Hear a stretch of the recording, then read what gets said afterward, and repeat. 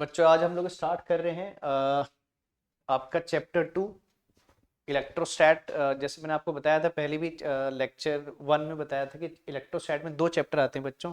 पहला चैप्टर जो हमारा कंप्लीट हो चुका है, हमने न्यूमेरिकल भी किया लास्ट में, है ना, उसके लेक्चर्स में। तो चैप्टर 1 था आपका इलेक्ट्रिक चार्ज इलेक्ट्रिक फील्ड। अब हमारा इलेक्ट्रोस्टैट के अंदर चैप्टर 2 भी इलेक्ट्रोस्टैट के अंदर आता है। इलेक्ट्रोस्टैट बेसिकली यूनिट का नाम है, इसके अंदर 2 चैप्टर आते हैं। तो चैप्टर 1 जो अभी तक हम इससे पहले पढ़ रहे थे इसके पहले लेक्चर्स में, वो चैप्टर 1 था जो हमारा कंप्लीट हो गया। अब बच्चों हम लोग चैप्टर 2 में आ गए, जिसका नाम आपको दिख ही रहा है, आप जानते हो। तो इसका नाम है इलेक्ट्रिक पोटेंशियल एंड कैपेसिटेंस, या आप इसको इलेक्ट्रिकल कैपेसिटेंस भी कहते हो। ठीक है, तो आज हम लोग सेकंड चैप्टर स्टार्ट कर रहे हैं बच्चों। ठीक है, और सेकंड चैप्टर में क्या क्या मेजर टॉपिक के बारे में हम पढ़ेंगे मैं थोड़ा सा आपको बता दे रहा हूँ चैप्टर में आगे बढ़ने से पहले। तो चैप्टर के स्टार्टिंग में जो टॉपिक है बच्चों, वो इलेक्ट्रिक पोटेंशियल पे बेस्ड है। स्टार्टिंग का टॉपिक इलेक्ट्रिक पोटेंशियल पे बेस्ड है।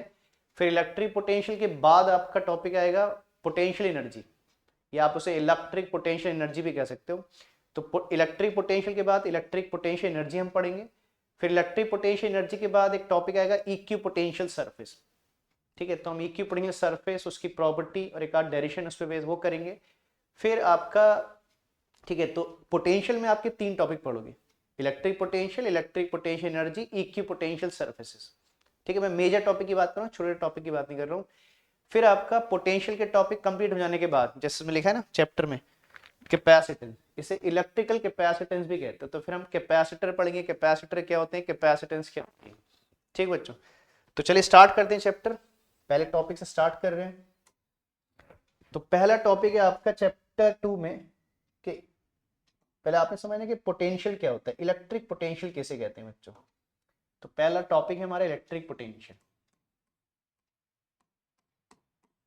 इलेक्ट्रिक पोटेंशियल, तो इलेक्ट्रिक पोटेंशियल क्या होता है, क्या होता है, कैसे कैलकुलेट करते हैं, दोनों बातें समझनी बच्चों। तो पहले समझेंगे कि इलेक्ट्रिक पोटेंशियल क्या होता है, और फिर इलेक्ट्रिक पोटेंशियल कैलकुलेट कैसे करते हैं। तो समझो बच्चों, तो अगर इसको पूरा पढ़े बच्चों ना, जैसे इलेक्ट्रिक पोटेंशियल, तो कहते हैं कि इलेक्ट्रिक पोटेंशियल हम किसका कैलकुलेट कर रहे हैं, किसी चार्ज का कैलकुलेट करते हैं। मतलब आप इसे पूरा कहो तो क्या बोलोगे, electric potential of a charge. पहले हम सिंगल चार्ज की बात कर रहे हैं, फिर बहुत से चार्ज का भी नेट पोटेंशियल हो सकता है। लेकिन बहुत से चार्ज से पहले आपको ये पता होना चाहिए कि एक चार्ज का पोटेंशियल कैसे निकालते हैं। ठीक है, तो अगर हम इसे पूरा पढ़ें तो बोलते हैं electric potential of a charge at a point in electric field. मतलब आप इलेक्ट्रिक पोटेंशियल किसका निकाल रहे हो बच्चों, किसी चार्ज का निकाल रहे हो। कहां निकाल रहे हो, उसके फील्ड के इनसाइड किसी पॉइंट पर। तो पहले इसको डायग्राम समझते हैं कि इलेक्ट्रिक पोटेंशियल का क्या मतलब है, कैसे कैलकुलेट करते हैं। ठीक है, तो जैसे मैंने कहा कि इलेक्ट्रिक पोटेंशियल निकालने के लिए मैं इलेक्ट्रिक पोटेंशियल किसका निकाल रहा हूं बच्चों, किसी चार्ज का निकाल रहा हूं। तो मान लीजिए मेरे पास एक चार्ज है, क्यू चार्ज है। अब चार्ज में पॉजिटिव, चार्ज में नेगेटिव। तो पहले मैंने वो चार्ज अज्यूम किया जिसका मुझे क्या निकालना है, इलेक्ट्रिक पोटेंशियल निकालना है। और इलेक्ट्रिक पोटेंशियल कहां निकालूंगा, इस चार्ज के रीजन के विद इन। ठीक है, तो मैं इसके सराउंडिंग में क्या अज्यूम कर लेता हूं, इसका रीजन अज्यूम कर लेता हूं। ये मान लीजिए इसका क्या है, रीजन। ठीक है, इलेक्ट्रिक फील्ड क्या होता है, ये सब कुछ हमने चैप्टर 1 में पढ़ा है बच्चों। तो चैप्टर 2 से पहले चैप्टर 1 भी पढ़ो। चैप्टर 1 की बहुत सी बातें चैप्टर 2 में अप्लाई होंगी। ठीक है, तो जानते ही हो। तो हमने क्या, देखो हमने क्यू चार्ज अज्यूम कर लिया, और ये क्या है, उसका इलेक्ट्रिक फील्ड है। तो कहते हैं इलेक्ट्रिक फील्ड क्या होता है, समझते हो बच्चों, किसी भी चार्ज के अराउंड वो रीजन जहां तक वो चार्ज फोर्स लगा सकता है, that region around the charge is called its electric field. और इलेक्ट्रिक फील्ड की कोई फिक्स बाउंड्री नहीं होती, ये तो मैं जस्ट समझने के लिए आपको, है ना, बाउंड्री जैसी बना रहा हूँ। तो इसके लिए आप पीछे के चैप्टर देखिए बच्चों, हमने इलेक्ट्रिक फील्ड लाइंस की प्रॉपर्टी पढ़ी थी। ठीक है, तो ये सब बातें हमने सीखी थी कि किसी चार्ज का पोटेंशियल कहाँ तक कैसे होता है। तो उसके लिए चैप्टर 1 देखिए। फिलहाल तो हम लोग क्या कर रहे हैं, एक चार्ज अज्यूम कर रहे हैं और उसके सराउंडिंग में एक रीजन मान ले रहे हैं, जो क्या कहलाएगा, इसका इलेक्ट्रिक फील्ड। अब हमने कहा, जैसे मैंने क्या बोला बच्चों, हम इलेक्ट्रिक पोटेंशियल किसका निकाल रहे हैं, किसी चार्ज का निकाल रहे हैं। और कहाँ निकालेंगे, उसके इनसाइड, मतलब सॉरी, उसके फील्ड के इनसाइड एट अ पॉइंट पे। तो बोलते हैं electric potential of a charge at a point in its electric field.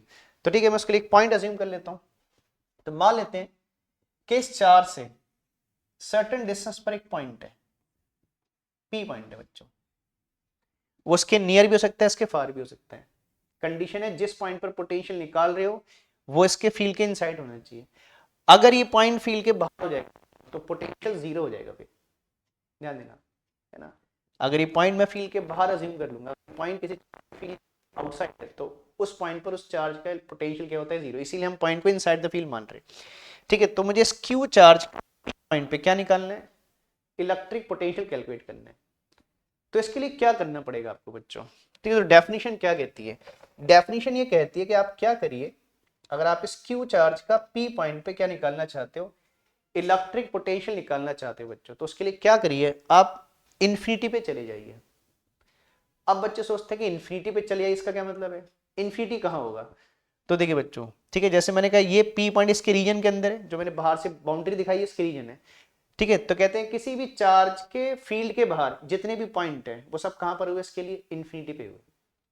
ठीक है ना, किसी भी चार्ज के फील्ड के आउटसाइड जितने पॉइंट है वो उस चार्ज के लिए कहां पर है, इन्फिनिटी पर है। तो जैसे मैंने कहा कि डेफिनेशन क्या कहती है, अगर आपको पी पॉइंट पे पोटेंशियल निकालना है तो उसके लिए क्या करिए, इन्फिनिटी पे चले जाइए, मींस इसके फील्ड के बाहर चले जाइए। तो चलिए मैं फील्ड के बाहर चले जाता हूं। समझना बच्चों, एक प्रॉपर डेफिनेशन मैं बाद में लिख भी दूंगा, ये पहले समझिए अच्छे से। ठीक है, तो डेफिनेशन क्या कहती है कि आप पहले इन्फिनिटी पे चले जाइए, मींस फील्ड के बाहर चले जाइए। देखो आप फील्ड के एक स्टेप बाहर जाओ तो भी इन्फिनिटी, बहुत दूर चले जाओगे तो भी इन्फिनिटी है बच्चों। चलो हम लोग थोड़ा दूर आ गए, तो डेफिनेशन कहती है कि आप इन्फिनिटी पे चले जाइए। तो ठीक है, मैं इन्फिनिटी पर आ गया। ठीक है, मैं इन्फिनिटी पे चला गया।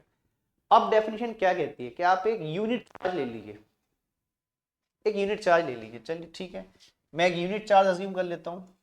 और यूनिट चार्ज को कैसे पहचानते हैं बच्चों, देखो जहां पर भी हम क्यू नॉट लिखेंगे, आगे भी बहुत जगह हम क्यू नॉट लिखेंगे, तो इसे बोलते हैं यूनिट पॉजिटिव टेस्ट चार्ज।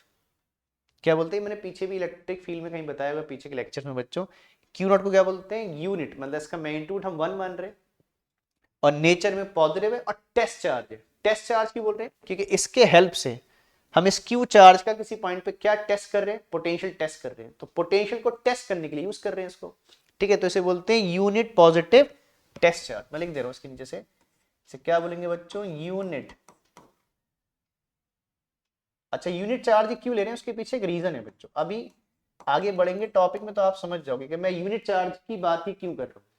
ठीक है, इसे बोलते हैं unit positive test charge, unit positive test charge. इसको एज अ टेस्टर यूज करते हैं। ठीक है, तो फिर समझो, तो क्या बोला डेफिनेशन ने कि अगर आपको पी पॉइंट पे क्यू चार्ज का पोटेंशियल निकालना है तो पहले कहां जाइए, इन्फिनिटी पे चले जाइए। तो मैं फील्ड से बाहर चले गया तो इन्फिनिटी पे पहुंच गया। अब क्या करिए, एक यूनिट चार्ज ले लीजिए। चलिए यूनिट चार्ज में हमने ले लिया। अब डेफिनेशन क्या कहती है कि इस यूनिट चार्ज को इन्फिनिटी से कहां तक लाइए, उस पॉइंट तक ब्रिंग करिए जिस पॉइंट पर आपने क्या निकालना है, पोटेंशियल निकालना है। तो मुझे किस पॉइंट पे पोटेंशियल निकालना है, पी पॉइंट पे। तो अब डेफिनेशन कह रही है कि इस क्यू नॉट चार्ज को इन्फिनिटी से क्या करिए, पी पॉइंट तक ब्रिंग करिए। तो ठीक है बच्चों, मैं क्यू नॉट चार्ज को इन्फिनिटी से कहां तक ले आता हूं, पी पॉइंट तक ब्रिंग कर लेता हूं। ठीक है, तो मैंने इस क्यू नॉट चार्ज को इन्फिनिटी से पी पॉइंट तक क्या किया, ब्रिंग किया। अब इस प्रोसेस में जब आप क्यू नॉट चार्ज को इन्फिनिटी से पी पॉइंट तक लाओगे तो इस प्रोसेस में आपको क्या करना पड़ेगा, वर्क करना पड़ेगा बच्चों।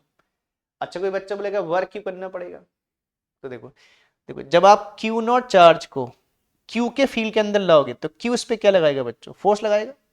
तो जब आप किसी चार्ज के फील्ड के अंदर जाओगे तो जिसके फील्ड में एंटर करोगे वो आप पे क्या लगाएगा, फोर्स लगाएगा। और अगर आप फोर्स के अगेंस्ट डिस्प्लेस करोगे तो क्या होगा, वर्क होगा।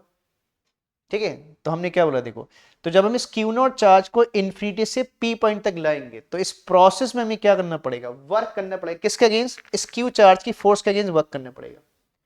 तो जितना हमको वर्क करना पड़ेगा बच्चों इस, है ना, क्यू नॉट चार्ज को इन्फिनिटी से पी पॉइंट तक लाने में जितना हमको वर्क करना पड़ेगा, वही वर्क डन या उस वर्क डन का मैग्नीट्यूड इस पी पॉइंट पे पोटेंशियल के मैग्नीट्यूड के क्या हो जाएगा, बराबर हो जाएगा। ठीक है, मान लो जैसे मैंने इस क्यू नॉट चार्ज को कहां से, इन्फिनिटी से कहां तक लाने में, पी पॉइंट तक लाने में कितना वर्क किया बच्चों, डब्ल्यू वर्क किया। ठीक है, तो जितना मैंने वर्क किया यही वर्क डन। जैसे मान लो मैंने 10 जूल वर्क किया तो वर्क का मैग्नीट्यूड कितना है, 10 है। ठीक है, तो आपका जो पोटेंशियल है, मतलब क्यू चार्ज का पी पॉइंट पे जो पोटेंशियल है उसका मैग्नीट्यूड भी कितना होगा, 10। मतलब पोटेंशियल का मैग्नीट्यूड वर्क के मैग्नीट्यूड के बराबर होगा, ठीक है ना, समझ रहे बच्चों। फिर क्या बोला मैंने, लास्ट टाइम मैं बता रहा हूँ पूरा मैंने क्या बोला देखो, तो क्या क्या देखो हमने क्या किया, एक चार्ज अज्यूम किया और इस चार्ज से सर्टेन डिस्टेंस पर एक पॉइंट मान लिया, कंडीशन है पॉइंट इसके फील्ड के अंदर होना चाहिए। तो मुझे इस क्यू चार्ज का पी पॉइंट पे क्या निकालना था, इलेक्ट्रिक पोटेंशियल निकालना था। तो डेफिनेशन ने मुझसे क्या बोला कि डेफिनेशन ये कहती है कि आप इन्फिनिटी पे चले जाइए, तो मैं फील्ड से बाहर चला गया। फिर डेफिनेशन कहती है कि आप क्या करिए, यूनिट चार्ज ले लीजिए, तो मैंने यूनिट चार्ज ले लिया। फिर डेफिनेशन कहती है कि इस यूनिट चार्ज को इन्फिनिटी से कहां तक लाइए, पी पॉइंट तक लाइए, तो हम इसको इन्फिनिटी से पी पॉइंट तक ले आए। और इस प्रोसेस में हमें क्या करना पड़ा, वर्क करना पड़ा। तो जितना आपने वर्क किया इस क्यू नॉट चार्ज को इन्फिनिटी से पी पॉइंट तक लाने में, जितना वर्क किया वही वर्क डन पोटेंशियल के इक्विवेलेंट हो जाएगा।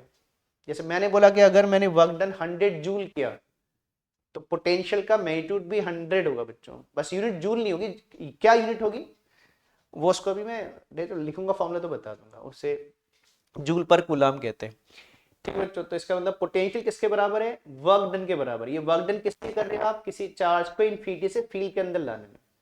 तो सिंपल वे में बोले तो किसी भी चार्ज को या यूनिट चार्ज को इन्फिनिटी से किसी दूसरे चार्ज के फील्ड में लाने में जितना वर्क डन करते हो वही वर्क डन पोटेंशियल के बराबर हो जाता है। तो एक बार मैं पूरा आपके सामने डायग्राम दिख रहा है बच्चों, एक बार मैं पूरा डेफिनेशन प्रॉपर में बोल दे रहा हूँ जो मैं लिखूंगा अभी।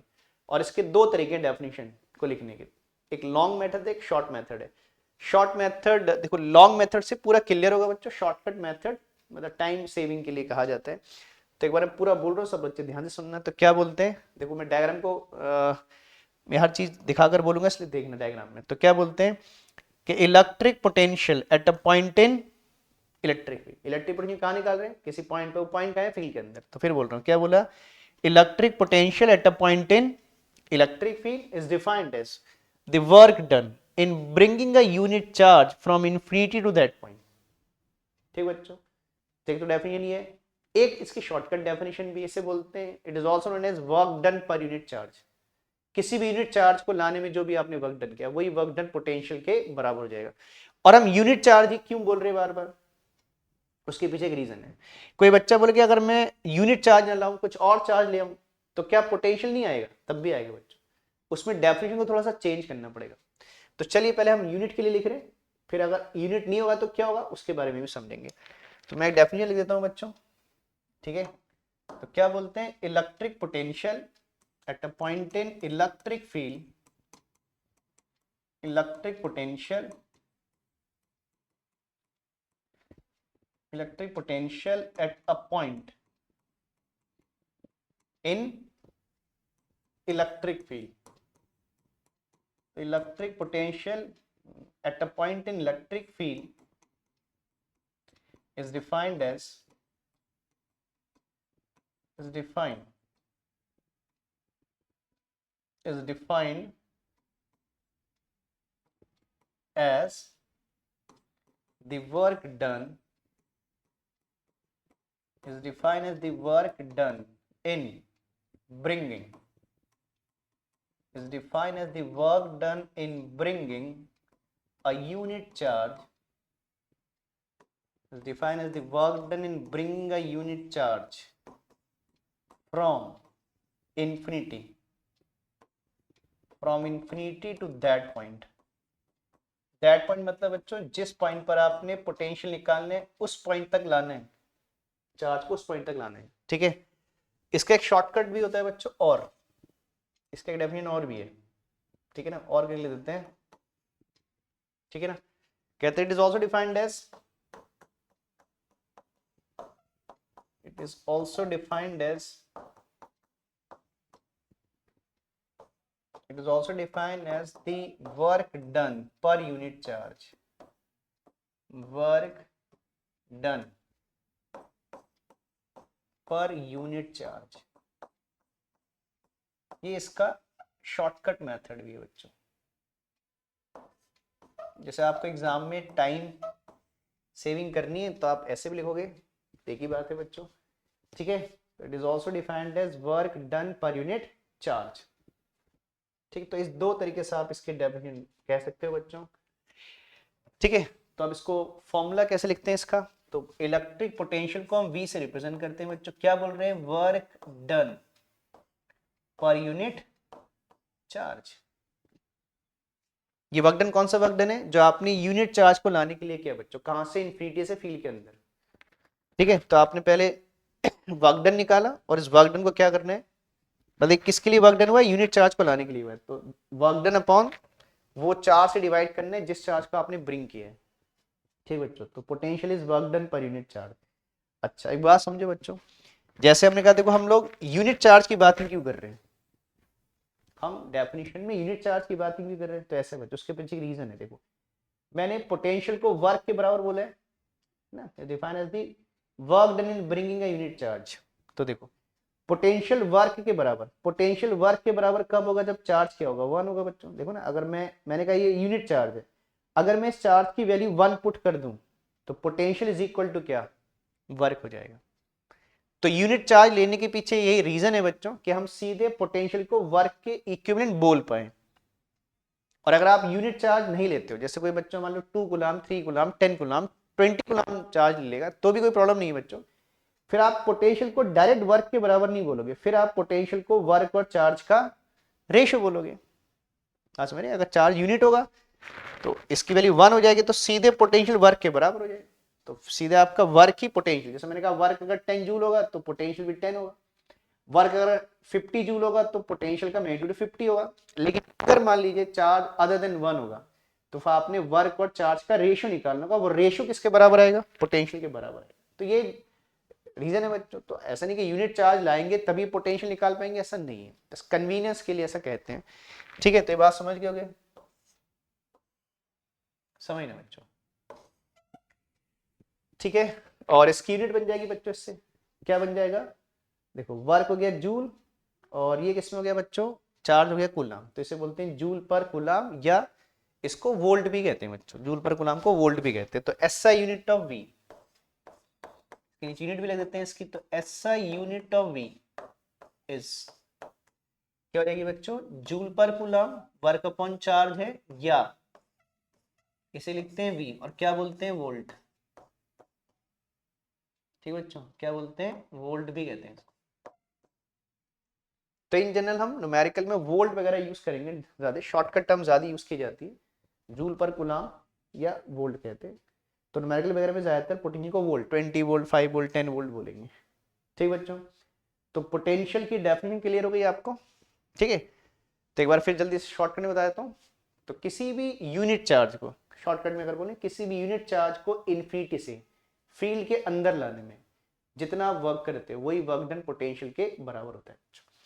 ठीक है, चलो इसे नोट डाउन कर लो बच्चों, जल्दी स्क्रीनशॉट लेके नोट डाउन कर लो, फिर इसके बाद आगे के टॉपिक की बात करते हैं।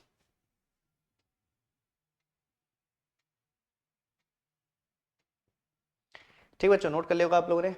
अब इसका एक फॉर्मूला भी ड्राइव करेंगे बच्चों। अभी इसके लिए एक्सप्रेशन ड्राइव करेंगे पोटेंशियल कैलकुलेट करने का। उससे पहले एक पोटेंशियल डिफरेंस की बात कर लेते हैं। अब आता है दूसरा बच्चों, ये तो था पोटेंशियल। अब आता है पोटेंशियल डिफरेंस क्या होता है। अब आता है पोटेंशियल डिफरेंस, या इलेक्ट्रिक पोटेंशियल डिफरेंस भी कह सकते हो। चलो एक ही बात है, यहाँ पर हम इलेक्ट्रिक पोटेंशियल की बात ही कर रहे हैं, ग्रेविटेशनल पोटेंशियल की बात नहीं कर रहे बच्चों इस चैप्टर में।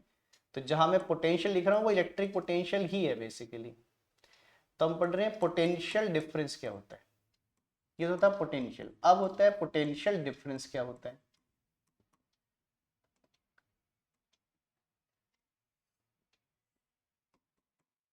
ठीक है, समझना बच्चों ध्यान से, पोटेंशियल डिफरेंस क्या होता है। तो बहुत सिंपल सी बात है बच्चों, पोटेंशियल देखो,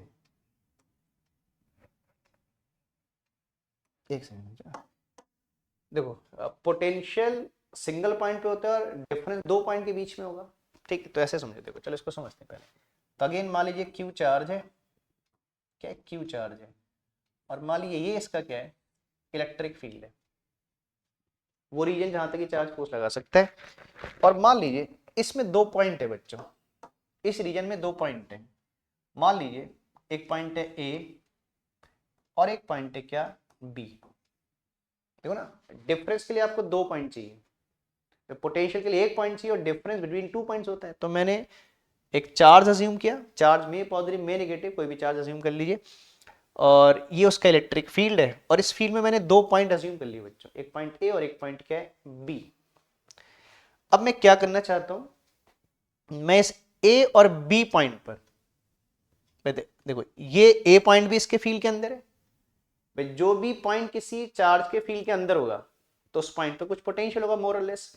तो देखिए ये ए वाला चार्ज, ये ए वाला पॉइंट भी चार्ज क्यू चार्ज के फील्ड के अंदर है, तो ए पर भी कुछ ना कुछ पोटेंशियल होगा क्यू चार्ज का, और बी पॉइंट भी इस क्यू चार्ज के फील्ड के अंदर है, तो इस बी पॉइंट पर भी क्या होगा, इस क्यू चार्ज का मोर और लेस कुछ पोटेंशियल होगा। ठीक है, तो मैं इन दो पॉइंट पर इस क्यू चार्ज के पोटेंशियल का डिफरेंस निकालना चाहता हूं। ठीक बच्चों, तो अब डेफिनेशन हमसे क्या कहती है, तो डेफिनेशन क्या कहती है बच्चों कि अगर आपने किन्हीं भी दो, अब कंडीशन है कि दोनों पॉइंट फील्ड के अंदर होना चाहिए, अगर इसमें से कोई भी एक फील्ड पॉइंट फील्ड के बाहर हो गया तो उस पॉइंट पर पोटेंशियल जीरो हो जाएगा बच्चों। ठीक है, तो हम दोनों पॉइंट फील्ड के अंदर मान रहे हैं।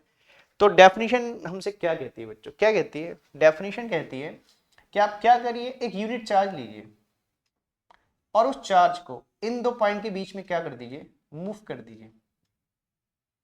क्या करिए, एक यूनिट चार्ज लीजिए क्यू नॉट, जैसे हमने पीछे माना था।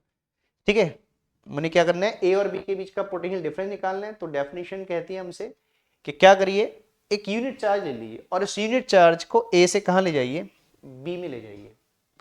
तो जब आप इस यूनिट चार्ज को ए से कहां ले जाओगे बच्चों, बी में ले जाओगे, तो आपको वर्क करना पड़ेगा।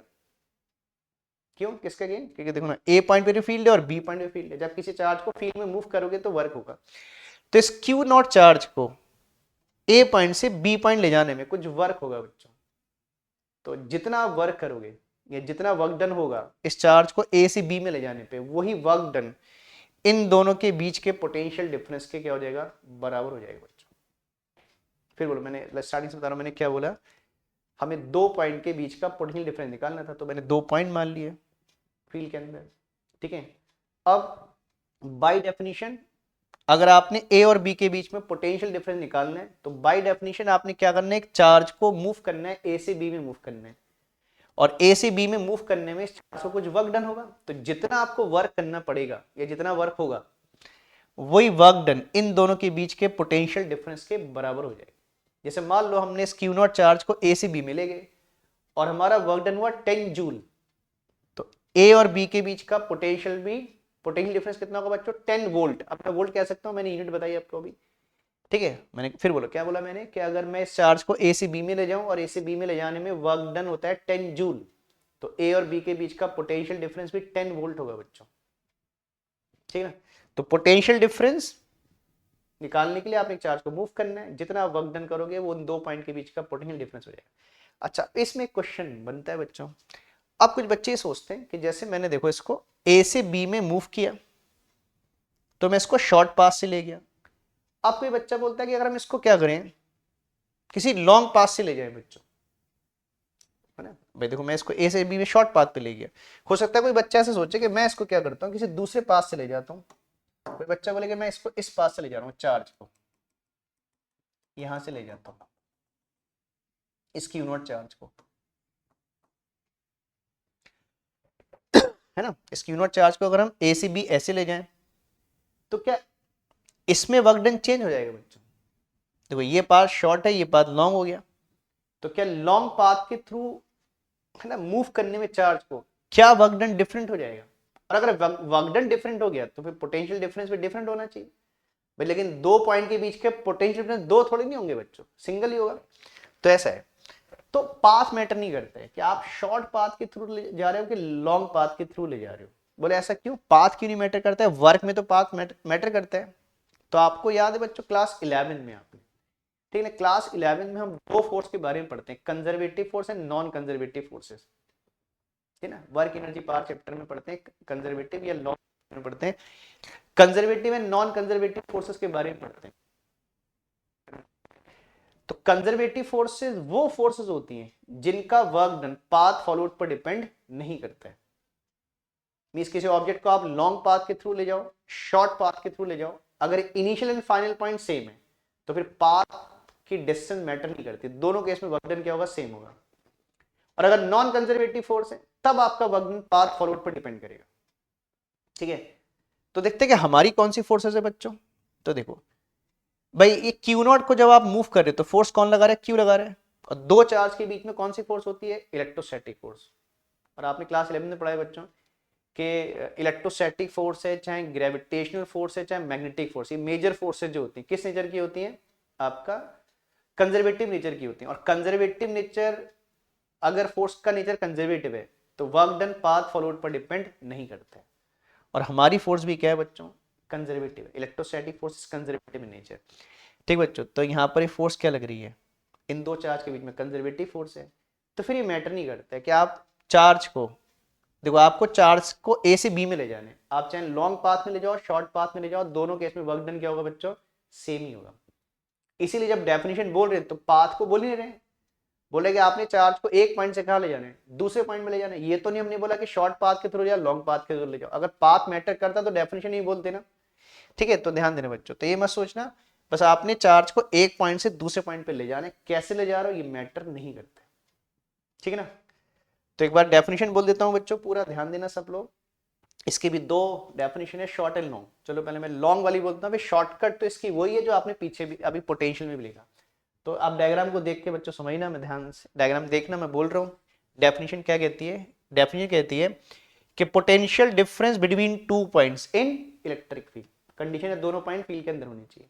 तो क्या बोल रहे हैं, potential difference between two points in electric field is defined as the work done in moving, अब ब्रिंगिंग नहीं, हम बाहर से नहीं ला रहे बच्चों, उसी फील्ड के अंदर मूव करें, is defined as the work done in moving a charge from one point to, is defined as the work done in moving a unit charge from one point to another।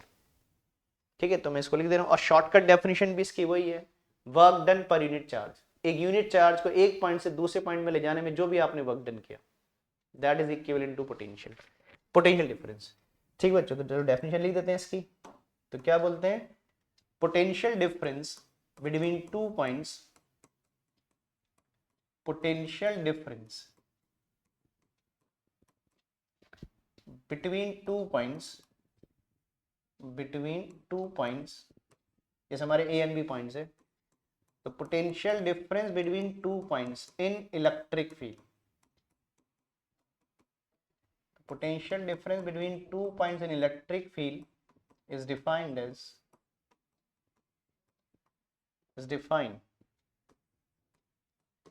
as the work done in moving, is defined as the work done in moving a unit charge, work in moving a unit charge from one point to another, from one point to another।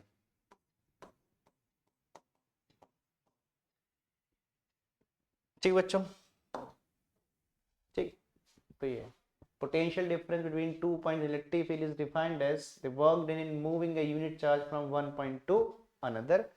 और इसका भी shortcut वही है, work done per unit charge. और ऐसे लिख देते हैं, it is also defined as the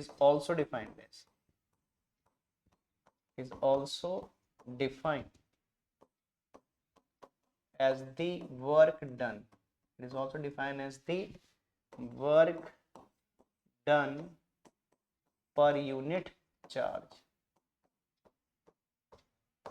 work done per unit charge. समझ रहे बच्चों, तो इसका डेफिनेशन भी है ना, शॉर्टकट डेफिनेशन इसकी और उसकी सेम है बच्चों। अच्छा, एक बात और है बच्चों, जैसे हमारे डायग्राम में हम पोटेंशियल डिफरेंस किसके बीच में निकाल रहे हैं, ए और बी के बीच में।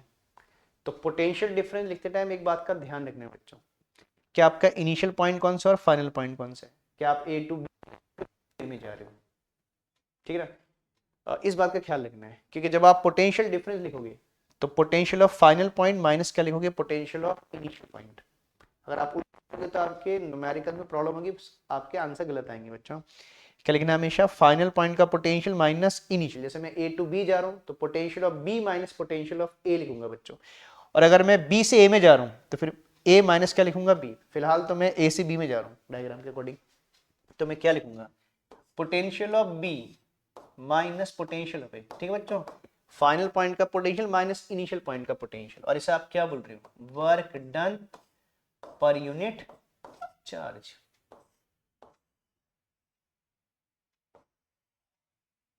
और यूनिट सेम है बच्चों भाई, पोटेंशियल और पोटेंशियल डिफरेंस की यूनिट सेम ही तो होगी, देखो जूल पर कूलम और वोल्ट।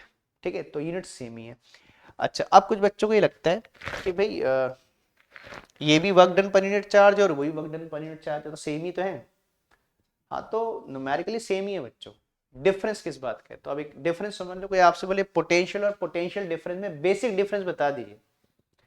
तो पोटेंशियल में हम क्या कर रहे हैं बच्चों, तो किसी भी चार्ज को फील्ड के बाहर से फील्ड के अंदर लाने में जो वर्क डन होता है उसे हम पोटेंशियल कहते हैं। अगर आप चार्ज को फील्ड के आउट है ना, बाहर से फील्ड के अंदर ला रहे हो किसी पॉइंट पर, तो जितना वर्क डन करोगे वो पोटेंशियल के बराबर होगा। और अगर आप किसी चार्ज को फील्ड के एक पॉइंट से फील्ड के दूसरे पॉइंट पे ले जा रहे हो, तो वो उन दो पॉइंट के बीच का जो वर्क डन है वो उन दो पॉइंट के बीच का पोटेंशियल डिफरेंस है। तो मोशन यहां पर भी देखो, इसमें भी हम दो पॉइंट के बीच में चार्ज को मूव कर रहे हैं, लेकिन दोनों पॉइंट फील्ड के अंदर है। और पोटेंशियल में पहला पॉइंट कहां है, इन्फिनिटी पर है, दूसरा पॉइंट फील्ड के अंदर है। ठीक है, तो वर्क दोनों केस में हो रहे हैं। एक बार वर्क पोटेंशियल के बराबर जब इन्फिनिटी से फील्ड के अंदर आ रहे हो, और एक बार वर्क अगर आप फील्ड के अंदर ही मूव कर रहे हो तो फिर पोटेंशियल डिफरेंस के बराबर। तो ये बेसिक डिफरेंस है बच्चों, बाकी न्यूमेरिकली दोनों सेम ही है। ठीक है, चलो आप इसे भी नोट कर लो बच्चों, फिर देखते हैं इसका आगे डायरेक्शन वगैरह करते हैं।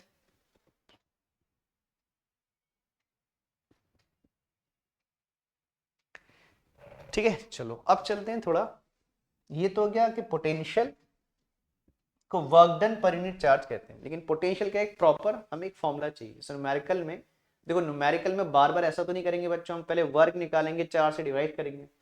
तो हमें क्या चाहिए, फॉर्मूला चाहिए जिससे हम डायरेक्टली किसी चार्ज का किसी पॉइंट पे क्या निकाल सके, पोटेंशियल निकाल सके। ठीक है, तो अब हम किसी चार्ज का पोटेंशियल कैलकुलेट करने का एक फॉर्मूला ड्राइव कर रहे हैं बच्चों। ठीक है, तो ठीक है, एक्सप्रेशन कर रहे हैं बच्चों, तो क्या लिखेंगे, expression for electric potential, expression for electric potential of a charge at a point, expression for electric potential of a charge at a point, of a charge at a point। हम अभी single charge का potential निकाल रहे हैं। Potential एक से ज्यादा charge का भी हो सकता है, लेकिन उसके लिए पहले आपको एक सिंगल चार्ज का पोटेंशियल का फॉर्मूला आना चाहिए, तभी आप मल्टीपल चार्ज का पोटेंशियल भी निकालना जानोगे बच्चों। ठीक है, तो हम क्या करें, एक फॉर्मूला ड्राइव कर रहे हैं किसके लिए, कि किसी चार्ज का किसी पॉइंट पर पोटेंशियल न्यूमेरिकली कैसे कैलकुलेट करेंगे। ठीक बच्चों, तो आप समझो।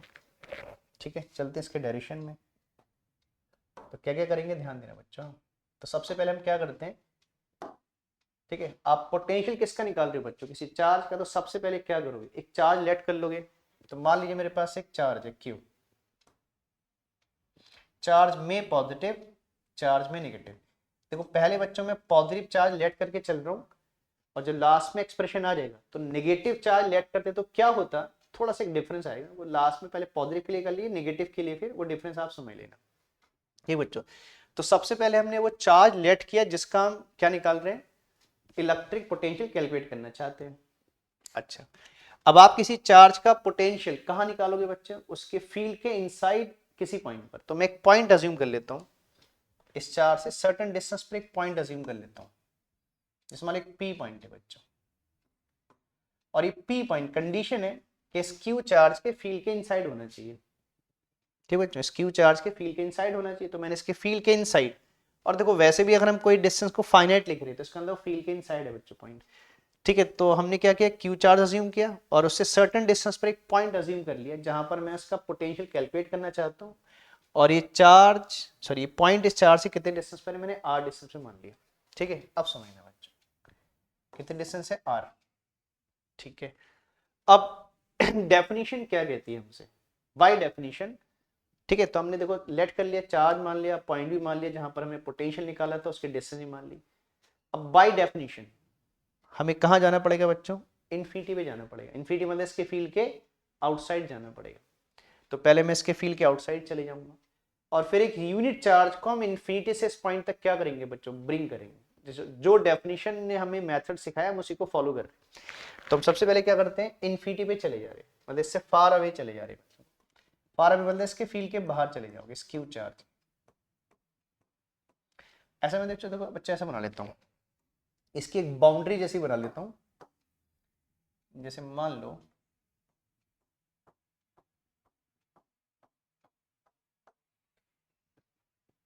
यहां तक इस क्यू चार्ज का फील्ड है बच्चों ना, ये मैंने इसकी बाउंड्री रीजन बना दी, मतलब ये इस क्यू चार्ज की फील्ड की बाउंड्री है, और मैं बाउंड्री से कहाँ चले गए बच्चों, बाहर। तो इस कहाँ चले गए बच्चों, इन्फिनिटी पे चला गया, बात मेरे। तो हम कहाँ चले गए बच्चों, कहाँ आ गए, इन्फिनिटी पे आ गए, ठीक है ना, आउटसाइड द फील्ड आ गए। बस और आगे बढ़ लेते हैं,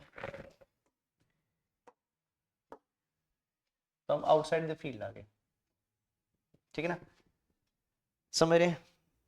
तो ये कहाँ पर आ गए हम लोग, इन्फिनिटी पे आ गए, आउटसाइड द फील्ड चले गए। अब क्या करेंगे बच्चों, एक यूनिट चार्ज अज्यूम कर लेंगे, और इस यूनिट चार्ज को इन्फिनिटी से कहां तक लाएंगे, पी पॉइंट तक लाएंगे, और वर्क डन निकालेंगे, और लास्ट में वर्क डन को क्या करेंगे, जिस चार्ज को ब्रिंग करेंगे उसी से क्या कर देंगे, डिवाइड। अभी हमने डेफिनेशन में देखा। तो चलिए पहले मैं एक यूनिट चार्ज अज्यूम कर लेता हूँ, ठीक है ना। मैं क्या करता हूँ, एक यूनिट चार्ज मान लेता हूँ। यहाँ पर मान लो क्यू नॉट एक यूनिट चार्ज है मेरे पास, यूनिट पॉजिटिव टेस्ट चार्ज, ठीक है ना। तो मैं इन्फिनिटी पे हूँ, और मैंने क्या कर दिया, एक क्यू नॉट चार्ज ले लिया बच्चों।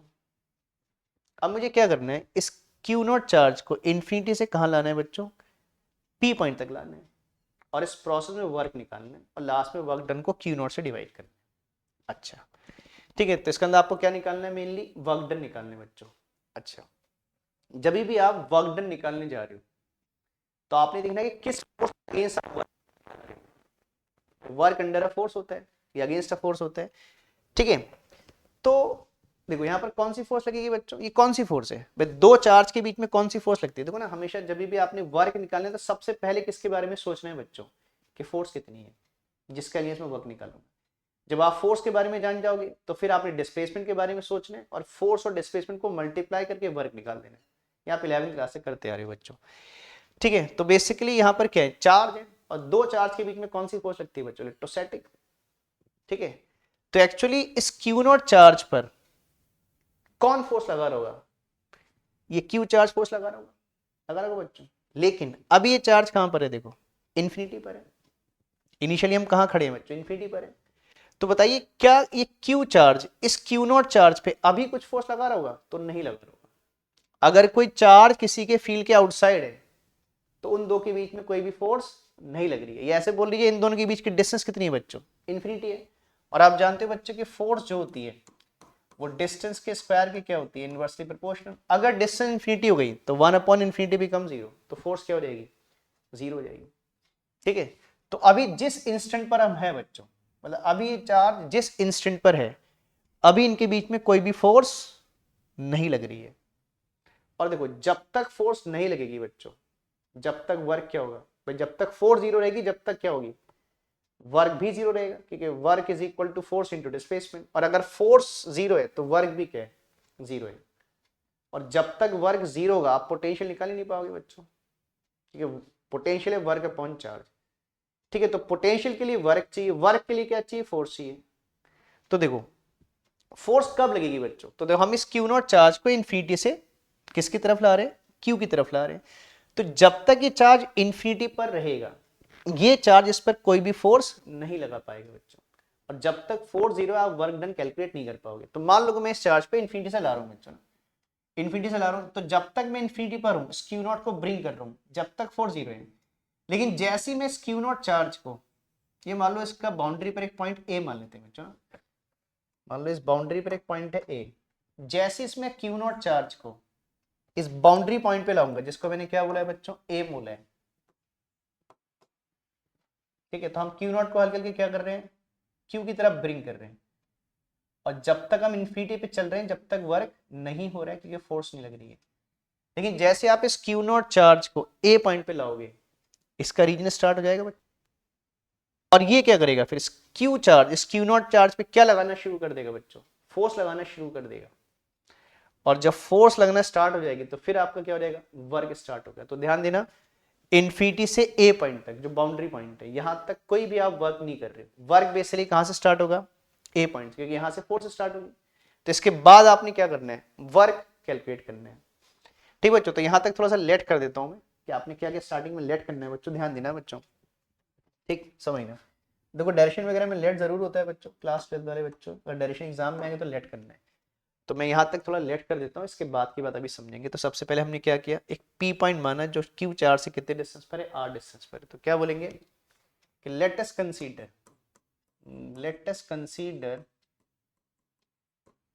Let us consider a point P at a distance, at a distance, sorry, at a distance r, at a distance r from charge q। ठीक है, तो हमने एक पी पॉइंट माना जो क्यू चार से कितने डिस्टेंस पर है, आर डिस्टेंस पर है। ठीक बच्चों, अब हम क्या कर रहे हैं, इन्फिनिटी से क्यू नॉट चार्ज को पी पॉइंट की तरफ क्या कर रहे हैं बच्चों, ब्रिंग कर रहे हैं। ठीक है, फुल स्टॉप लिखें, now let a charge q naught, let a unit charge q naught, now let लिखना भूल गया बच्चों में, now let a unit charge q naught. Definition हमसे कह रही है कि पहले पॉइंट मान लीजिए, पॉइंट पे क्या करिए, चार्ज को ब्रिंग करिए इन्फिनिटी से पॉइंट तक। तो मैं बोल रहा हूं कि हम क्या कर रहे हैं, now let a unit charge q naught, now let a unit charge q not, charge q not is bringing, is bringing from infinity, कहां से ला रहे हैं, इन्फिनिटी से ला रहे हैं बच्चों, bringing from infinity, अब किसकी तरफ ला रहे हैं, टुवर्ड्स द पॉइंट पी ला रहे हैं, is bringing from infinity towards the point P, from infinity towards the point P। ठीक बच्चों, ठीक है, तो हमने पहले पॉइंट माना, इस पॉइंट पर हमें क्यू नॉट चार्ज को ब्रिंग कर रहे हैं इन्फिनिटी से टुवर्ड द पी ला रहे हैं। अच्छा, अब जब देखो मैंने कहा कि जब तक आप इन्फिनिटी पे हो बच्चों, वर्क कैलकुलेट नहीं कर पाओगे कि फोर्स जीरो रहेगी। तो हम क्या बोल रहे हैं, और फोर्स कहां, देखो वर्क कब स्टार्ट होगा, जब फोर्स स्टार्ट होगी। फोर्स कहां से स्टार्ट होगी, ए पॉइंट जो बाउंड्री रीजन पर है। ठीक है, तो अब हम बोलते हैं कि अब हम जब क्यू नॉट को ला रहे थे बच्चों, अब बोलते हैं, मैं लेट करा दूंगा, कि अब बोलते हैं कि जब क्यू नॉट को ला रहे थे बच्चों, टुवर्ड्स क्यू चार्ज ला रहे थे, तो हम एक पॉइंट ए पर आ गए, जो इस चार्ज से, मान लेते हैं ये जो ए पॉइंट है, ये इस चार्ज से कितने डिस्टेंस पे बच्चों, एक्स डिस्टेंस पर मान लो, कितने डिस्टेंस पर है, एक्स डिस्टेंस पर। तो हम बोलेंगे कि जब हम बोले देखो, हम क्यू नॉट चार्ज को इन्फिनिटी से पी की तरफ ला रहे हैं, अब बोलेंगे जब हम क्यू नॉट चार्ज को इन्फिनिटी से पी की तरफ ला रहे थे, तो ड्यूरिंग दैट प्रोसेस हम एक पॉइंट ए पर आ गए, और ये पॉइंट इस क्यू चार्ज से कितने डिस्टेंस पर है बच्चों, एक्स डिस्टेंस पर है।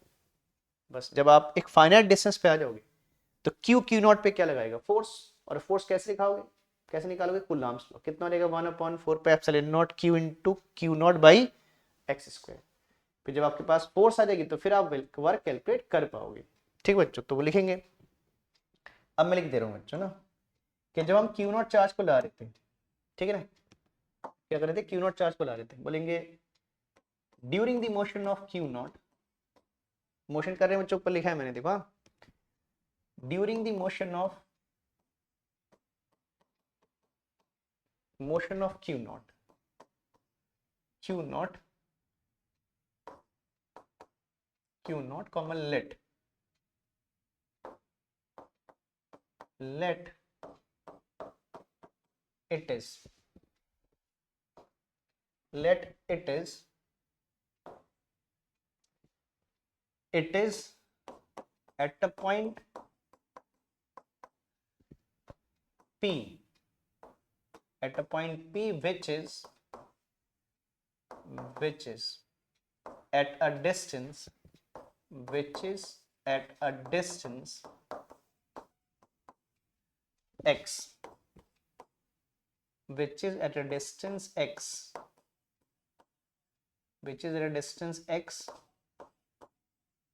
from charge q, ठीक है। और जिस पॉइंट पर आप इसको लाए हो, जो a पॉइंट है, वो चार्ज q से कितने डिस्टेंस पर है बच्चों, x distance from charge q,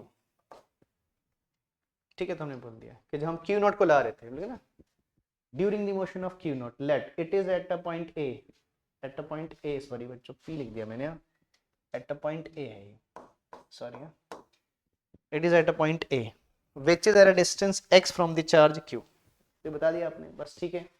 जब आप q चार्ज से फाइनाइट डिस्टेंस पे q नॉट को ले आए, तो अभी इस पे क्या लगाएगा, फोर्स लगाएगा। तो हम इसकी फोर्स इस पे निकाल सकते हैं बच्चों, क्योंकि उसी फोर्स के अगेंस्ट हमने क्या निकालना है, वर्क निकालना है। तो लिखेंगे देयरफॉर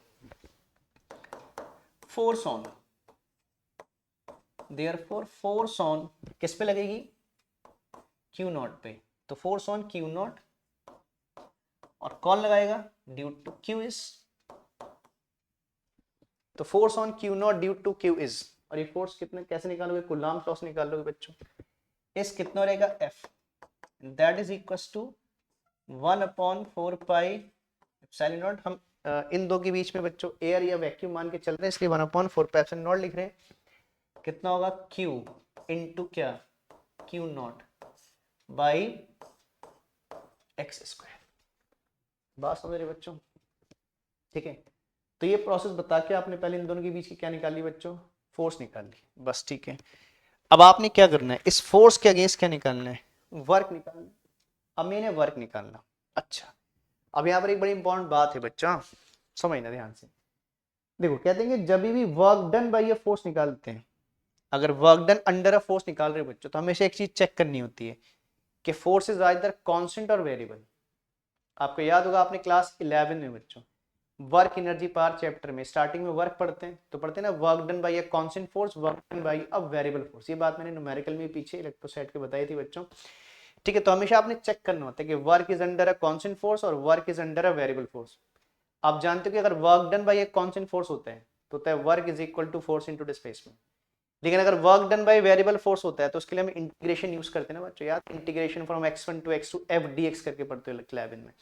तो हमेशा ये आपने चेक करना है, क्योंकि दोनों का प्रोसेस डिफरेंट है। अगर work done bye constant force है तो प्रोसेस डिफरेंट है, work done by variable force का प्रोसेस डिफरेंट है।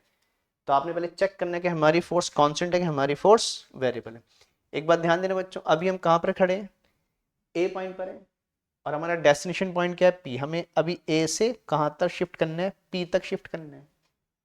तो देखते हैं, अगर हम ए से पी में जाएंगे बच्चों, फाइनली पी तक हमारा जाना है मुझे, तो अगर मैं ए से पी में जाऊंगा तो क्या फोर्स कांस्टेंट रहेगी, क्या फोर्स वेरी करेगी।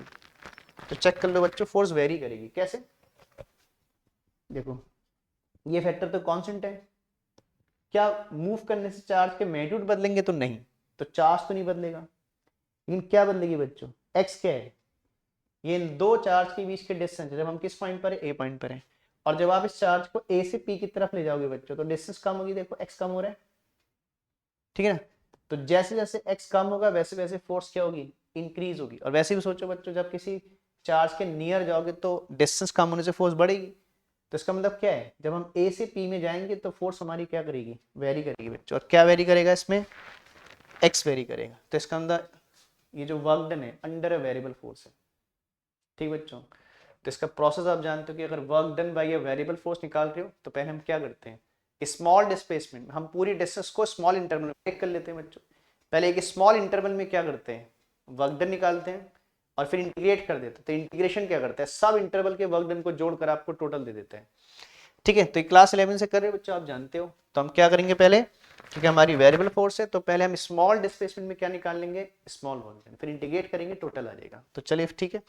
तो अब इस क्यू नॉट चार्ज को हम बच्चों कहाँ से ले जा रहे हैं, अब हम थोड़ा सा आगे और डिस्प्लेस करते हैं, स्मॉल डिस्टेंस। मान लो कि अब मैं इसको ए से कहाँ ले जा रहा हूँ, एक नए पॉइंट बी में ले जा रहा हूँ, और कितना मूव कर दे रहा हूँ, dx डिस्टेंस से मूव कर दे रहा हूँ, है ना। क्या कर रहा हूँ, dx डिस्टेंस से क्या कर दे रहा हूँ, मूव कर दे रहा हूँ। और एक बात और ध्यान करो बच्चों, देखो, फोर्स भी अट्रैक्टिव है, जिस डायरेक्शन में फोर्स है उसी डायरेक्शन में आप डिस्प्लेस भी कर रहे हो। तो ये मैक्सिमम वर्क का केस है, और मैक्सिमम वर्क डन में एंगल जीरो हो जाता है, तो एफ इंटू डी एक्स हो जाएगा सीधा। ठीक है, तो देखो बात समझे, तो हम इसको पहले ए से बी में ले गए, कितना डिस्टेंस मूव कर दिया हमने, dx डिस्टेंस मूव कर दिया। तो इस dx डिस्टेंस मूव करने में मैं इस क्यू नॉट चार्ज को बना देता हूँ इधर पर। तो हम इस क्यू नॉट चार्ज को बच्चों पहले ए से कहाँ ले जा रहे हैं, बी में ले जा रहे हैं, और कितना डिस्टेंस मूव कर रहे हैं, dx।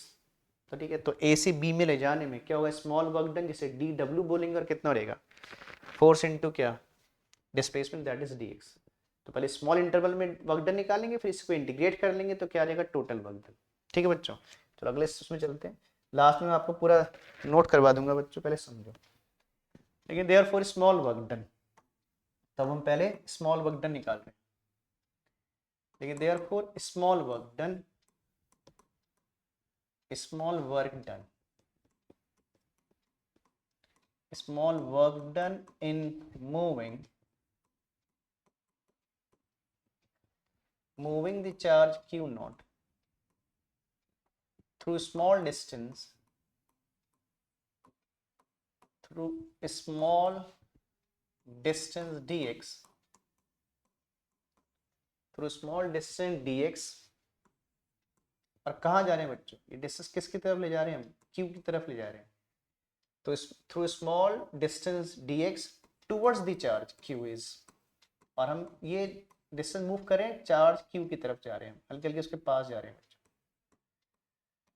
Towards the charge q is.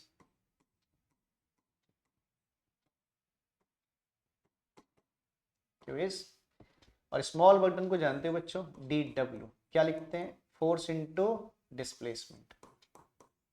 Force कितना है, एफ, और डिस्प्लेसमेंट कितना है, स्मॉल डी एक्स। ठीक बच्चों, फोर्स की वैल्यू जान रहे हो आप कितनी है, 1/4 एप्सिलॉन नॉट, कितना था, Q इनटू क्या, Q नॉट अपॉन कितना, x² इनटू क्या, dx। ठीक है, अच्छा एक बात मैं चलो बना, एक चीज डायग्राम में बना देता हूँ, आपको ऐसा ना लगे। देखो बच्चों, फोर्स भी इसी डायरेक्शन में लग रही है, अट्रैक्टिव फोर्स है ना, फोर्स भी इसी डायरेक्शन में लग रही है, और dx की डायरेक्शन भी यही है। ठीक है ना, तो जानते हैं इसे मैंने एफ डॉट डी एक्स, मतलब होता है ना एफ डॉट डी एक्स, तो एफ डी एक्स कॉस 0 जो 1 हो जाता है, मतलब मैक्सिमम वाला केस हो जाता है। ठीक है, अच्छा ठीक है बच्चों, तो ये हो गया आपका डी डब्ल्यू बस। ठीक है, अब हम क्या करेंगे बच्चों, टोटल वर्क डन निकाल लेंगे। कहां से कहां तक लाने में, इन्फिनिटी से कहां तक जाने में, पी पॉइंट तक क्या निकालेंगे, टोटल वर्क डन। अच्छा इसमें भी बच्चे, कुछ बच्चे सोचते हैं बच्चों, इसमें बच्चों को डाउट आता है, बच्चे सोचते हैं कि भाई इन्फिनिटी से ए पॉइंट तक तो वर्क डन हुआ ही नहीं। एक्चुअली तो वर्क डन ए से पी तक हुआ है, ये बात सही है, एक्चुअली वर्क डन ए से पी तक हुआ है बच्चों। लेकिन अभी मैंने बोला कि हम, और डेफिनेशन में क्या बोलते हैं कि हम वर्क डन निकालते हैं कहां से कहां तक मूव कर रहे हैं, इन्फिनिटी से पी पॉइंट तक। तो अगर आप ये सोचो बच्चों, अगर मैं ए से लेकर पी तक वर्क डन निकालूं, या इन्फिनिटी से पी तक वर्क डन निकालूं, तो क्या ये वर्क डन डिफरेंट होगा, नहीं बच्चों, ये सेम ही होगा। क्यों, देखो मान लो ए से लेकर पी तक वर्क डन 100 जूल होता है, कितना वर्क डन होता है, 100 जूल, और इन्फिनिटी से ए तक कितना है बच्चों, 0 ही है। अगर मैं 100 में 0 ऐड कर दूं तो 100 ही रहेगा। तो अगर ए से पी तक 100 है, तो इन्फिनिटी से लेकर पी तक भी 100 ही होगा। तो बात वही है बच्चों, आप चाहे ए से पी तक बोलो, चाहे इन्फिनिटी से क्या बोलो, पी तक बोलो। ठीक है, तो हम इसको बाय डेफिनेशन क्या बोलते हैं, work done from infinity to क्या बोलेंगे, पी तक बोलेंगे। ठीक है, देखो ना ये जो बाउंड्री पॉइंट है, ये तो डिफरेंट के लिए डिफरेंट होगा बच्चों, किसी के चार्ज के लिए पास होगा, किसी चार्ज के लिए दूर होगा, लेकिन इन्फिनिटी सबके लिए आउटसाइड होगा। तो एक जनरल बात बोलते हैं हम लोग, तो क्या बोलेंगे, टोटल वर्क डन। अब हम टोटल वर्क डन लिखेंगे बच्चों, देखेंगे तो बोल क्या बोलेंगे कि therefore total work done in bringing the charge q not from infinity two point p is. और उसके लिए आपको लिमिट देखनी होगी बच्चों, तो पहले मैं लिख दे रहा हूं, फिर लिमिट देख के लगाते हैं, किसकी लिमिट लगाएंगे कितनी आएगी। तो पहले मैं लिख रहा हूं, फिर लिमिट की बात करते हैं बच्चों। तो लिखेंगे देयरफॉर टोटल वर्क डन, वैसे स्मॉल को इंटीग्रेट कर दोगे टोटल आ जाएगा। लिखेंगे therefore total work done, therefore total work done in bringing, therefore total work done in bringing the charge, in bringing the charge q naught, in bringing the charge q naught from infinity from infinity two point P is, from infinity two point P is कितना हो जाएगा बच्चों, W, और वो W dW के integration के बराबर होगा। लिमिट अभी मैं बताता हूँ बच्चों लिमिट के बारे में, तो हो जाएगा integration 1/4πε0 Q/Q0 x² into dx। ठीक है, और आप बोल रहे हो ना बच्चों, आपको पता है कि चार्ज को हमने कहां से कहां मूव किया है, और आपको पता है कि इनिशियल पॉइंट का है, फाइनल पॉइंट का है, तो फिर आपको लिमिट्स पता है बच्चों कि आपका वेरिएबल कहां से कहां मूव कर रहा है, तो फिर हम क्या लगाएंगे बच्चों, लिमिट लगाएंगे। मींस कैसे इंटीग्रेशन करेंगे, डेफिनेट इंटीग्रल करेंगे, तो इसके लिए लिमिट लगाएंगे।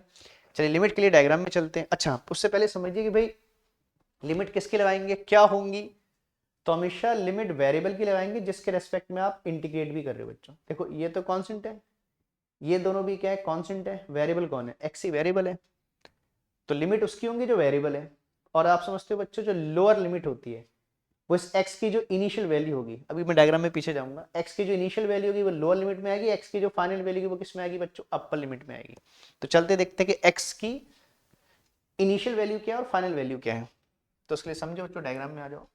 अब एक बात समझो, x है क्या बेसिकली, देखो x इन दो चार्ज के बीच की क्या है, डिस्टेंस है। देखो ना बच्चों, ये q और q0 के बीच की क्या है, डिस्टेंस है, और इन दो चार्ज को हम मूव कर रहे हैं तो डिस्टेंस वेरी कर रही है, मतलब q फिक्स है, q0 को मूव कर रहे हैं। ठीक है, तो देखो इनिशियली आपने Q0 को मूव करना स्टार्ट कहां से किया था, इनिशियली आप कहां पर थे बच्चों, इन्फिनिटी। ध्यान करना है, देखो x क्या है, Q और Q0 के बीच का सेपरेशन है, तो आपने देखना कि इनिशियली सेपरेशन कितना था, और जब आप इसको P पॉइंट पे ले आए तो फिर इनके बीच का सेपरेशन कितना था। तो देखो बच्चों, जब इनिशियली ये चार्ज Q0 पे था तो इन दोनों के बीच में कितना सेपरेशन था, इन्फिनिटी था बच्चों। तो x की इनिशियल वैल्यू कहते, देखो ना, इस Q को पीछे ले जाओ तो x कितने पे चले जाएगा, इन्फिनिटी हो जाएगा।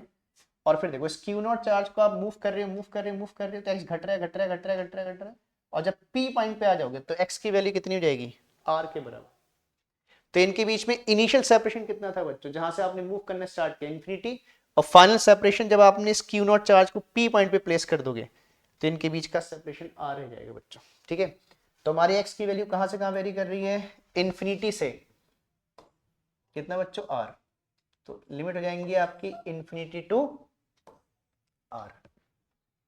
बस ठीक है बच्चों, अब इंटीग्रेट करना जानते हो सब बच्चों, क्या करोगे, कांस्टेंट टर्म को पहले बाहर कर दोगे और फिर है ना x को इंटीग्रेट करेंगे। तो कांस्टेंट टर्म क्या क्या है बच्चों, उनको बाहर ले लेते हैं। कितना कांस्टेंट है, Q0 कांस्टेंट है, और 1/4πε0 कांस्टेंट है, x वेरिएबल है।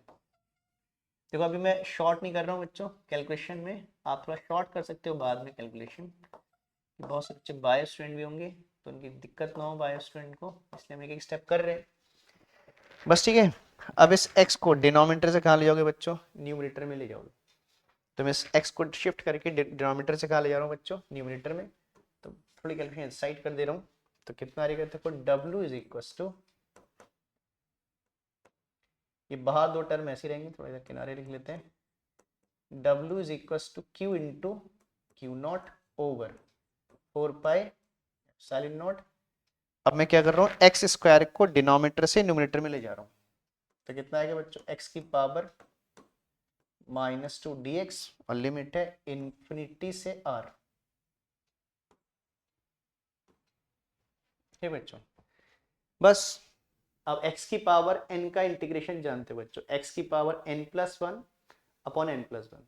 और अगर किसी बच्चे को, बायो वाले बच्चों को या मैथ्स वाले बच्चे भी है ना, अगर इंटीग्रेशन वगैरह में प्रॉब्लम है तो बच्चों हमने एक मैथमेटिकल टूल्स के भी है ना 3 लेक्चर बनाए इसमें मैथमेटिकल टूल्स को कवर किया है, तो आप एक चेक करने प्ले लिस्ट होगी, इसमें मैथमेटिकल टूल्स होगा। तो अगर किसी बच्चों को दिक्कत होती है, मेनली बायो वाले बच्चों को दिक्कत होती है, तो आप मैथमेटिकल टूल्स की प्रैक्टिस करो बच्चों, उन लेक्चर को देखो, उसमें हमने इंटीग्रेशन बिजनेस सीखना बताया कि कैसे करते हैं, तो उन लेक्चर को पीछे देखो बच्चों जाके। चलो एक्स की पावर इनको इंटीग्रेट कर लो। फिर मैं बार बार बोल रहा हूँ कि बायो वाले बच्चों को बच्चों थोड़ा मैथमेटिकल टूल्स और वेक्टर में वर्क करना है, हमारा वेक्टर भी चल रहा है टॉपिक, उसको भी चेक करें बायो वाले बच्चे। तो देखो बच्चों क्या लगा देंगे इसमें, x की पावर -2 + 1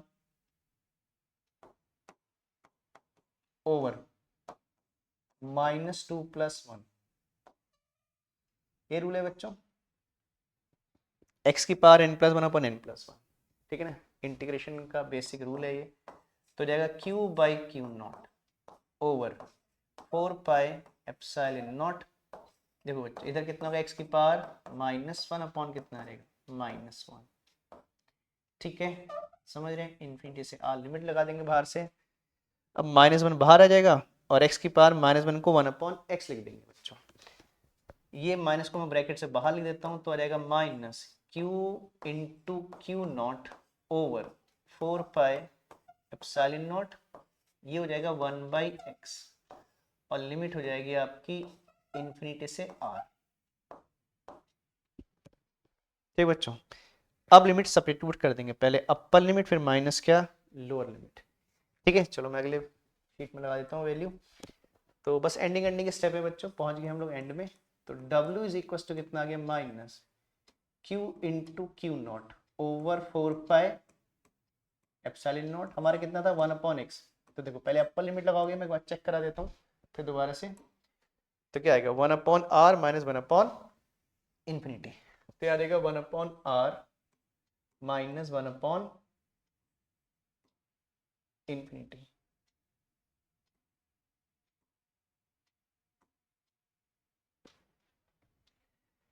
है ना बच्चों, 1/r माइनस 1/∞। अच्छा बच्चों, हमसे एक थोड़ी सी मिस्टेक हो गई पीछे। कहाँ पर मिस्टेक हो गई, सोचो बच्चों, एक जगह थोड़ा सा हमने बच्चों को कर दिया, क्या, सॉरी हाँ, देखो हमने कहा कि ये भी चार्ज पॉजिटिव है और ये भी चार्ज क्या है, पॉजिटिव है। तो पॉजिटिव पॉजिटिव के बीच में क्या होता है, रिपल्शन होता है बच्चों, सॉरी हाँ, रिपल्शन होगा। तो ये जो फोर्स मैंने एरो ऐसा दिखा रखा है ना, ये गलत बता दिया बच्चों, अभी मुझे रियलाइज हुआ। तो कोई बात नहीं, इसको करेक्ट कर लेते हैं, छोटी सी बात है। ये फोर्स ऐसी होगी बच्चों, फोर्स कैसी है, रिपल्सिव है। इसकी बाउंड्री दोबारा बना देता हूँ,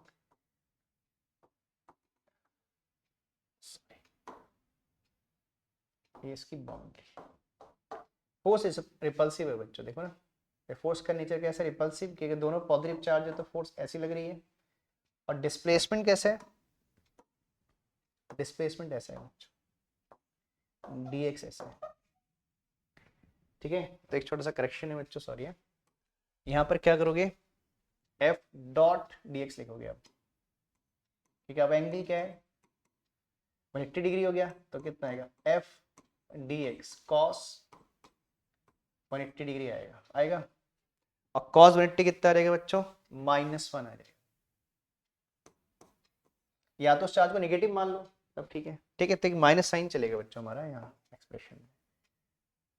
तो कोई बात नहीं, छोटी सी मिस्टेक हुई, हो जाते कभी लिखते लिखते, ठीक है। तो यहाँ माइनस आएगा बच्चों, ये माइनस आएगा, यहाँ भी माइनस आएगा, और देखो जब ये माइनस बाहर लोगे तो ये क्या हो जाएगा बच्चों, प्लस हो जाएगा, फिर ये माइनस हट जाएगा बाहर, ठीक है। चलो ध्यान देना थोड़ा सा, फिर इधर ये अब माइनस नहीं आएगा बच्चों, ठीक है। अब क्या रहेगा, फिर ये हो जाएगा q/q0 ओवर कितना रहेगा, 4πε0, और इधर कितना रहेगा 1/r, और 1/∞ कितना रहेगा, समथिंग अपॉन इन्फिनिटी कितना होता है, 0 हो जाता है, ठीक है बच्चों। तो कितना आ गया देखो, अब ऐसे लिख देते हैं इसको, ऐसे लिख दो, कितना, ऐसे कर लो 1/4πε0, ठीक है, q/q0 अपॉन कितना आ गया बच्चों, r, समझ रहे हैं। तो ये आ गया बच्चों वर्क डन, ठीक, करेक्शन को समझ गए ना, छोटी सी बात थोड़ा सा हो गया, ठीक है। तो W हो गया 1/4πε0, q/q0 बाई कितना हो गया बच्चों, r हो गया, ठीक है। ये वर्क डन आ गया। और पोटेंशियल क्या होता है, work done per unit charge, जिस चार्ज को आपने ब्रिंग किया उसी चार्ज से क्या करना है, डिवाइड करना है। लेकिन therefore electric potential is, therefore electric potential is, therefore electric potential is, actually क्या था ना, मैंने उस टाइम वो साइन में क्यों गड़बड़ हो गई, मैंने उस टाइम बोला कि नेगेटिव चार्ज होगा तो ऐसा होगा, वो नेगेटिव चार्ज की वजह से मैंने नेगेटिव ऐसा अज्यूम कर लिया। Electric potential eight sorry electric potential is कितना होगा बच्चों, V कितना हो जाएगा, W बाई कितना, क्यू नॉट। ठीक है, तो देखो अगर हम W को क्यू नॉट से डिवाइड करेंगे तो क्यू नॉट कैंसिल हो जाएगा बच्चों, तो कितना रहेगा V इज इक्वल टू, ये आ जाएगा 1/4 pi epsilon naught q by कितना R आ जाएगा। ठीक है, तो ये आ गया V equal to 1/4 pi epsilon naught q by कितना बच्चों R। तो इससे हमने क्या सीखा बच्चों कि अगर एक तो किसी भी चार्ज का किसी पॉइंट पर पोटेंशियल निकालने के लिए आपको दो चीज चाहिए, एक तो चार्ज का मैग्नीट्यूड चाहिए और उस चार्ज की उस पॉइंट से क्या चाहिए, डिस्टेंस चाहिए। ठीक है, समझ लो बच्चों, तो आप इसको ऐसे करो, नोट कर लो, फिर एक बार समझ लेंगे कि माइनस चार्ज हुआ तो क्या होता है। एक्चुअली वो उस टाइम मैंने माइनस चार्ज बोला तो वो दिमाग में माइनस चार्ज चल रहा था, तो वो मैंने फिर वो फोर्स की डायरेक्शन रिपल्सिव की जगह अट्रैक्टिव बता दी। ठीक है, तो एक्चुअली फोर्स प्लस प्लस है तो रिपल्सिव होगी बच्चों। चलो थोड़ा सा करेक्शन था, वो छोटी सी एक बात थी, कहीं रब नहीं करना पड़ा, वो माइनस साइन का हमने बस यहाँ पर क्या किया हमने, समझ गए आप।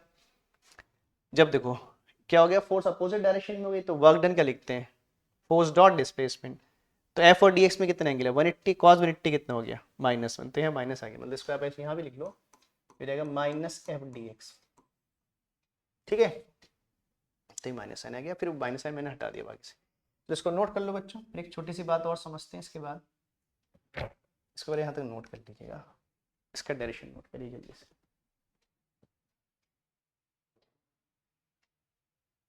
ठीक है, स्क्रीन को पॉज कर लिया करो बच्चों।